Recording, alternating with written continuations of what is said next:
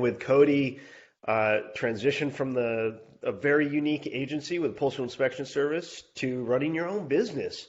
We talked about how to get out there and start connecting, building your network, building that brand recognition. You had some great points about being out there and talking about what you're passionate about, having a specialty, doing blog posts and so on.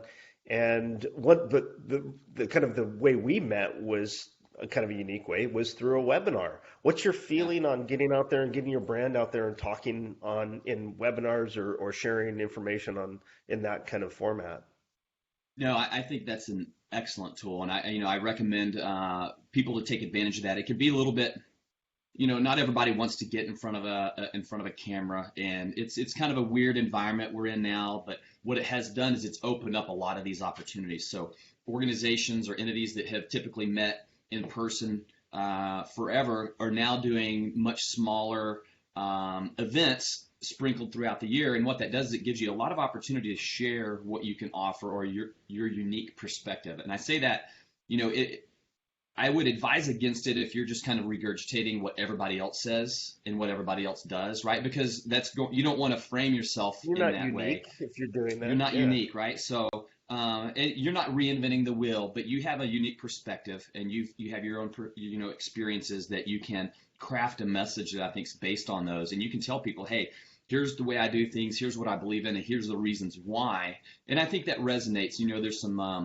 There's a lot of people are drawn to that genuine, authentic nature. And I really feel like sharing your mistakes, things that have not worked, and the reasons why is a big one. We all like to boast about our successes, right? But if we can show some of our failures and, hey, this is what I learned from this, and this is the reason why I do things this way, right? I had a hard lesson, and this is the result of it. I think it resonates, and it's an easy way to, you can share content, you can write articles, you can comment, but even over the web, we've never met in person, but we have a relationship, right, that we're able to form just in this format. And I think you can do the same thing. People get to know you a little bit better over those types of scenarios. So I highly recommend seeking those opportunities out and taking advantage of them.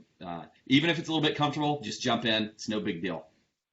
Yeah, I mean, the webinar that we were on, or that you were on, that we connected after, it was able to showcase your expertise.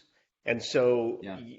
although I wasn't necessarily would be considered a client, I mean, I would consider our relationship more of a partnership as far as being professional partners in having very similar service offerings and being able to assist each other that way.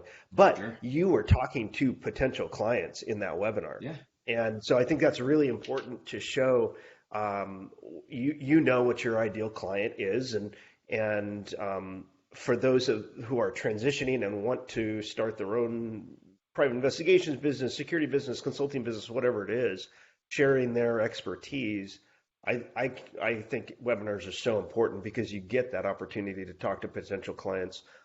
But I also think, and I'd love to get your feedback on this, even if you want to go work for another entity, another company, Sure. and you're just not sure, I think that's a great way to do it, is to go work for another company, learn about business and learn about these things.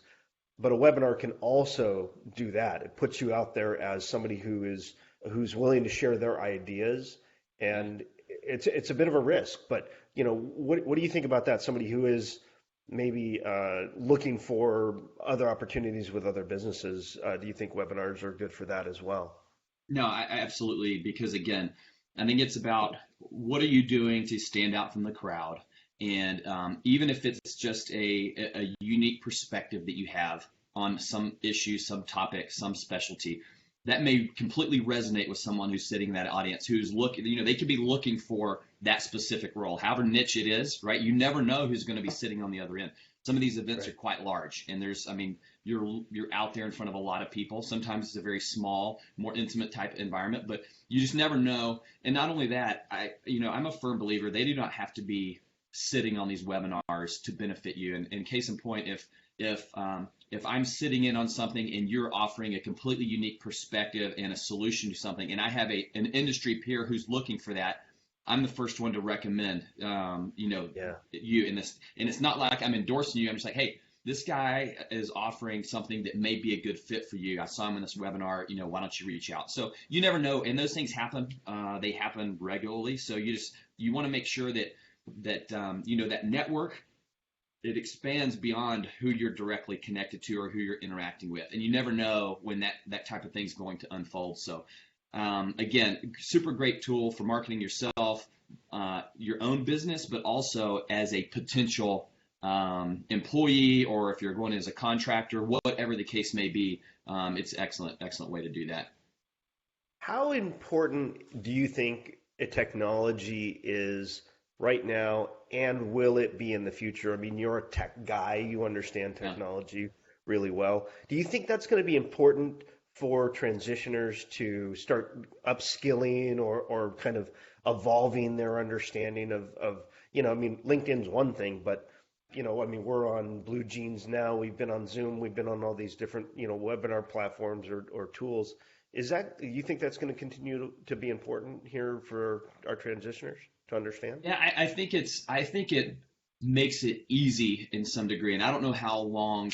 We're like neck deep into it right now with everything that's going on. I think it may scale back some, but I think it's going to be here. I've worked with clients over the past year or two who, they're companies, and we're talking large corporations they're saving lots of money because a lot of employees are displaced. They're not, just basic expenses associated with having real estate up and running. They're scaling back, and they're already talking about, hey, we're just going to have folks work remotely. So I think there's going to be we were trending away from that for years, and I think we've made a sharp turn back towards it. I think for somebody transitioning, it's a great tool because it opens up your, I guess, what you have available to you, right? In terms of what the you can possibilities. I think you're right. Right. Yeah. No, and for me personally, we were making some family decisions when I transitioned out of the federal government. We were wanting to get out of major urban areas, and the area that we live is not a hotbed for the type of work that I do, as in it's non-existent, right? But I'm still able to do this because of the technology, and there's some travel associated with it, but just like we're doing right now, you'd be amazed at how much you can get done, in an efficient way, just utilizing some of these tools that are out there. Great point. The last question I'll ask is, Yep. Did you have anxiety or fear as you were transitioning? And if you did, how did you overcome that? Or how do you overcome that? Is that something that ever goes away? Yeah, I mean, it's not something you want to admit, but it's there, right? Because you're making and I'm sure you've had guests say this, but it's like you're leaving the golden handcuffs behind, right? Which is That's right.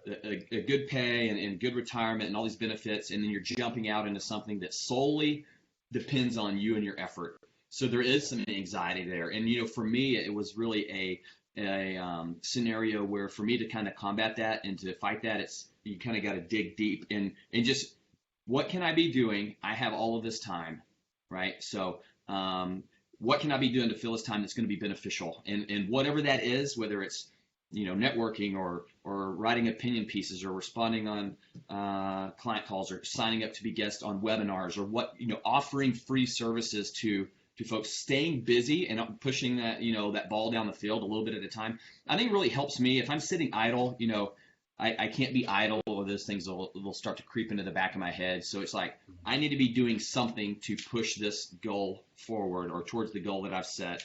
What can that be? And just start plugging away at it, right? So that's not the perfect answer. That's something that you can do. If you're focused on your business, you can't be focused on the other things, right? So staying busy and focused on those goals, I think, is the really important in terms of what I did and how it helped me kind of get through some of those times. Great point. Great place to leave it. Cody, thank you very much for being on the show.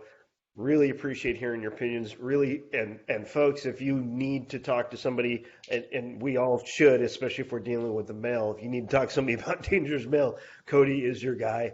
You're a great resource for that. We got really nerdy on previous calls about trying to understand, threat letters and parcels and packages. That stuff's not going away. Your employees are going to be ordering everything and anything from Amazon and all these other shipping locations, and mail is going to be continuing to come to your facility. So we've talked about that in the past. So that's a Yep, great that's right. resource. I appreciate it. But connect with us, share this with your partners, ask questions down below. Let's keep this conversation going. It is an imperative. More people are going to be transitioning from law enforcement to the private sector. We want you to do that successfully. So thank you for listening to this and following along. And everybody be safe out there. Appreciate it.